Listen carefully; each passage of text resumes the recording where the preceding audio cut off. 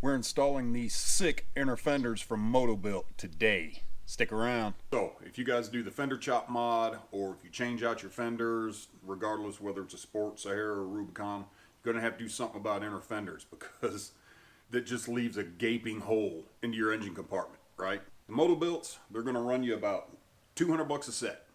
So for 400 bucks, you can have all four inner fenders. And I like the look. It's understated, nothing flashy. It's not over branded by any stretch of the imagination like some of them. The only downfall to these Motobilt inner fenders, they send no instructions. There are no instructions available on their website. And the few videos that are out there, not very helpful. So hopefully this video is going to be the one that everybody watches for the Motobilt inner fender install. Enough talking, let's get this started. So once you've got all your parts unwrapped, your front inners are going to be 4 pieces. Your main piece, your backing, the corner, and this little bracket right here. So the first thing you're going to want to do is put your backing on your main fender. Make sure the bolt head goes in from the front so it looks good.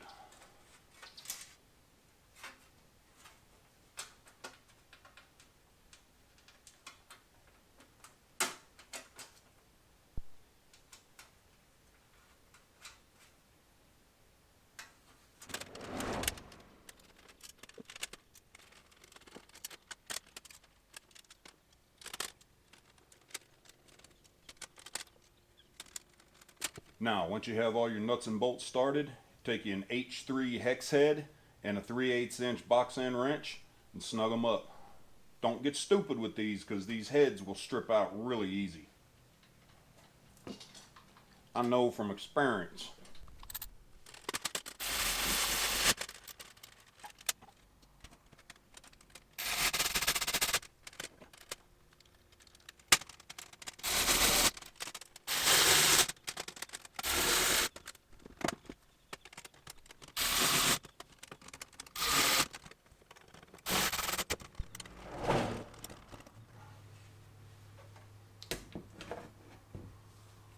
Once your backing is attached, you can go onto the corner. It's going to come with these nutzerts pre-installed. The way this orients is with the flat side of the nutsert on the back of the main inner fender, like that.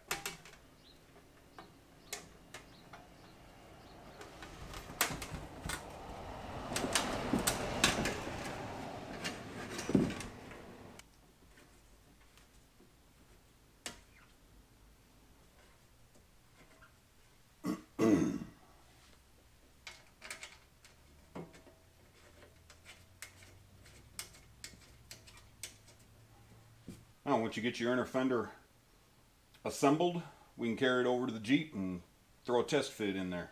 First thing you got to do, you got to get rid of this guy right here. Just take your trim removal tool,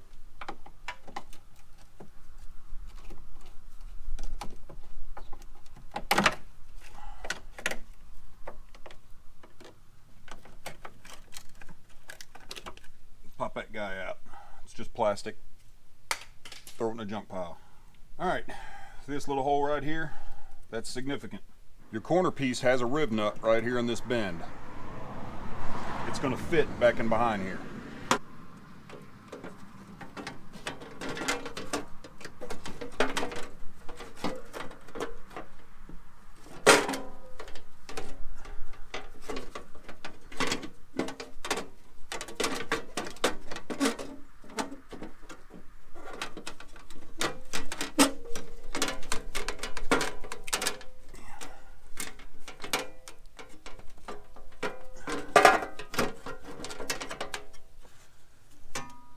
So I turned it over and saw these scratches right here. Here's the culprit. This bolt sticking out the back of the battery tray. This is the bottom of the battery tray. You don't want to loosen that up. So my option is I'm going to cut the end of this bolt off. because this excess bolt sticking out the back, it's not doing anything anyway, right? So we can just cut this off here and see if that doesn't alleviate the problem.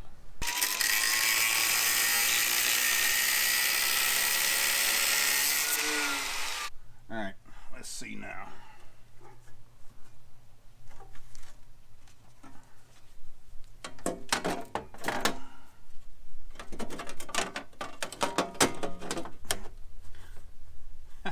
Yeah, fits right up there like it should now.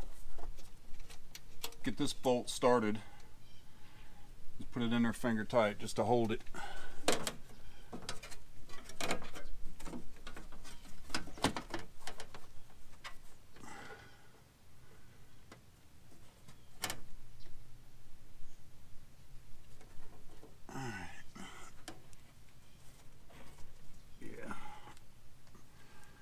Alright, that's going to do fairly nicely. So the first hole I want to mark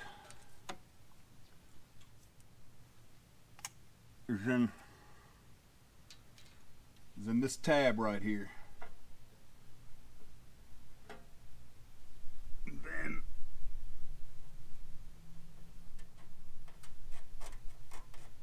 right there. Right there.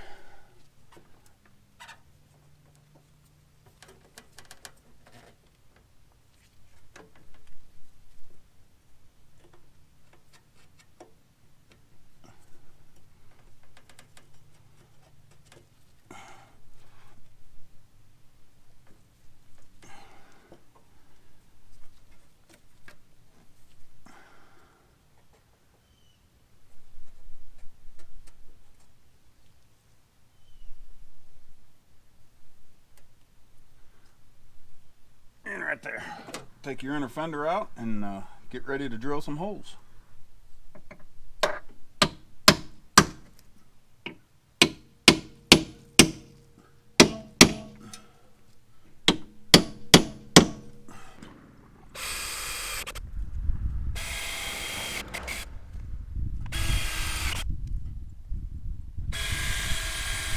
Got my pilot holes drilled.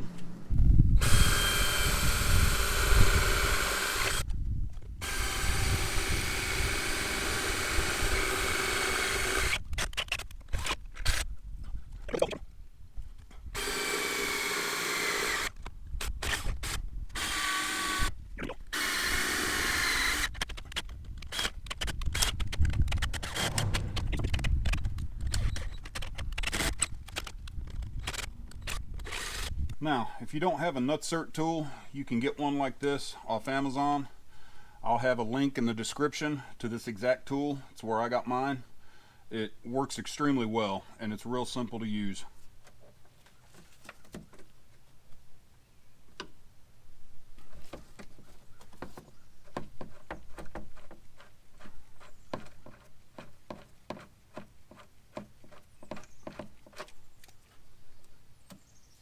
One in.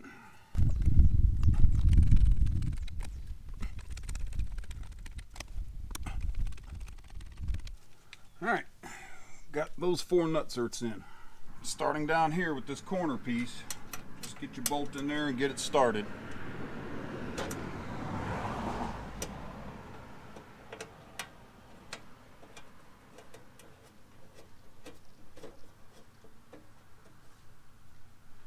Now these bolts that I'm using here did not come in the hardware pack.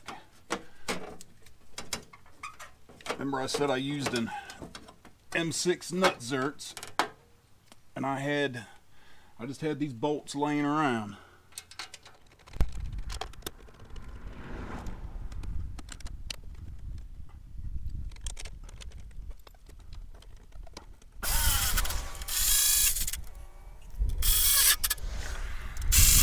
At this point, you could call it a day and be done with it. See this? It's kind of flappy. So, remember that little elbow bracket? That's where this goes. Here's the little bracket. It's already got a nutsert in it. Put the flat side behind the panel.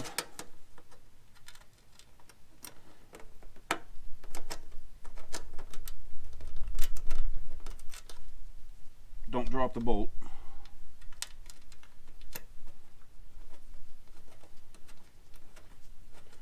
Just get that bolt in there finger tight.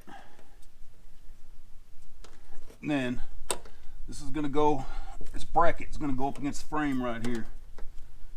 Now there's a hole right here in the frame that looks like you'd be able to just stick a nutzert in there and go from there.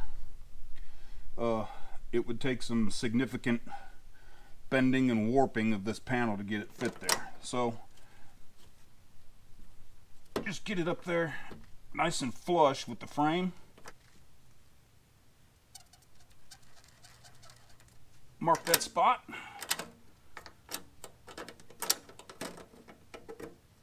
And drill it out.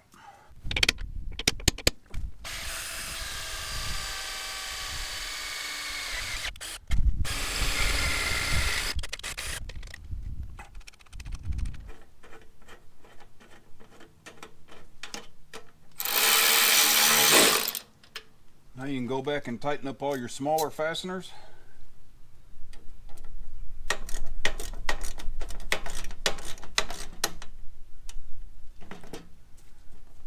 Now this doesn't move. If you're interested in the nutsert tool, I'll have a link to that in the description. I'll also have a link to these inner fenders in the description as well. Alright guys, I hope you found this video informative and helpful. If you want to check out any of my other install videos, you can check them out in the playlist right here. Y'all remember to like, comment, subscribe, and share. Till the next time, keep the shiny side up and Jeep on.